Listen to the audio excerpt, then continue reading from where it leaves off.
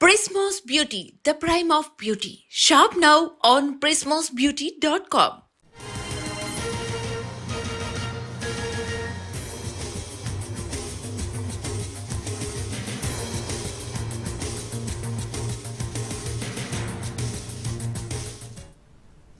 AP liquor కేసులో నిందితుల bail ఉత్తర్వులు సవాల్ చేస్తూ దాఖలైన పిటిషన్పై తీర్పు రిజర్వ్ చేసింది ఏపీ హైకోర్టు.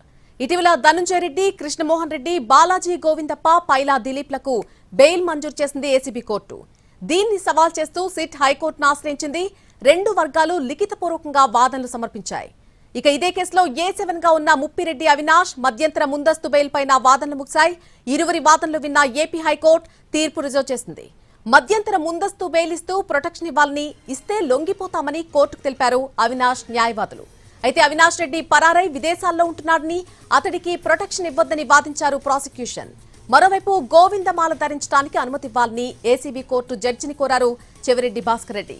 తాను ప్రతి ఏడాది మాల ధరిస్తానని వివరించారు. అయితే అభ్యంతరాలుంటే ఫైల్ చేయాలని జడ్జి ఆదేశించగా సిట్ అభ్యంతరాలతో ఫైల్ దాఖలు చేసింది.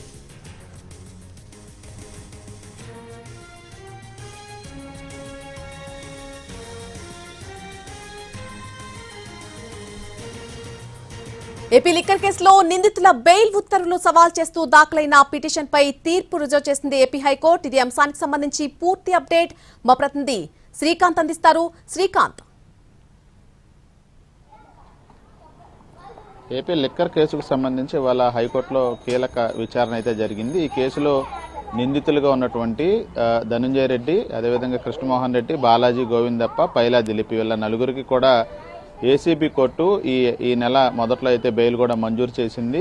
ఇందులో ముగ్గురికి డిఫాల్ట్ బెయిల్ మంజూరు చేయగా పైలా దిలీప్కి రెగ్యులర్ బెయిల్ కూడా మంజూరు చేసింది. అయితే వీళ్ళ బెయిల్ ఉత్తర్వులు ఏసీబీ కోర్టు ఇచ్చిన ఉత్తర్వులను సవాల్ చేస్తూ సిట్ అయితే హైకోర్టులో పిటిషన్ దాఖలు చేసింది. దానికి సంబంధించి గత విచారణలు అంటే 2 రోజుల క్రితం జరిగిన విచారణలో మొత్తం ఇరు వర్గాల వాదనలు ముగిశాయి. ఇవాళ ఇరు వర్గాల నుంచి కూడా లిఖితపూర్వక వాదనలు కూడా కోర్టుకైతే ఇరు వర్గాలు సమర్పించడంతో తీర్పుని రిజర్వ్ చేస్తూ న్యాయస్థానం ఆదేశాలు ఇచ్చింది. ప్రధానంగా డిఫాల్ట్ బెయిల్ ఇవ్వడానికి నిందితులకి ఆ చట్టవిరుద్ధమైన చర్య ఏసీబీ న్యాయస్థానం అటు ఛార్జ్షీట్ని పరిగణలోకి తీసుకోకుండా ఇది ఇవ్వటం చట్టవిరుద్ధమని ప్రభుత్వం తరపున న్యాయవాదులు వాదనలు వినిపించారు. ఖచ్చితంగా ఛార్జ్షీట్ అసంపూర్తిగా ఉన్న నేపథ్యంలో ఖచ్చితంగా డిఫాల్ట్ బెయిల్ ఇవ్వచ్చు అనేది అటు నిందితుల తరపున వాదనలు కూడా చెప్పడంతో వాదనలు ముగిసాయి. తీర్పు రిజర్వ్ చేశారు. ఇక ఇదే కేసులో A7 గా ఉన్నటువంటి ముప్పిడి అవినాష్ రెడ్డి ముందస్తు బెయిల్ పిటిషన్ దాఖలు చేశారు. దాని మీద ఇవాళ విచారణ జరిగింది. ఆయన ముందస్తు బెయిల్ పిటిషన్తో పాటు మధ్యంతర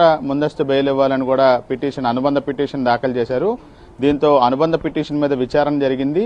ఆయనకి ప్రొటెక్షన్ ఇస్తే గనక మధ్యంతర ముందస్తు బెయిల్ వచ్చి లొంగిపోతారని కూడా అవినాష్ రెడ్డి తరపున న్యాయవాదులు కోర్టులో వాదనలు వినిపించారు. అయితే కేసు నమోదైన అవటానికి ముందే అవినాష్ రెడ్డి విదేశాలకు వెళ్లి పరారయ్యారు. ఇంతవరకు స్వదేశానికి రాలేదు. అతనికి ప్రొటెక్షన్ ఇవ్వొద్దని సిట్ తరపున సిద్ధార్థ్ లోద్రా కూడా వాదనలు వినిపించిన నేపథ్యంలో తీర్పుని రిజర్వ్ చేశారు. ఇవాళే కాసేపట్లో దీనికి సంబంధించి అవినాష్ రెడ్డి ప్రొటెక్షన్కి సంబంధించి బెయిల్ ఆదేశాలు అయితే హైకోర్టు ఇవ్వబోతా ఉంది. ఇక రెగ్యులర్ ఏదైతే ముందస్తు బెయిల్ ఉందో ఆ ముందస్తు బెయిల్కి సంబంధించిన విచారణ అయితే న్యాయస్థానం వాయిదా వేసింది.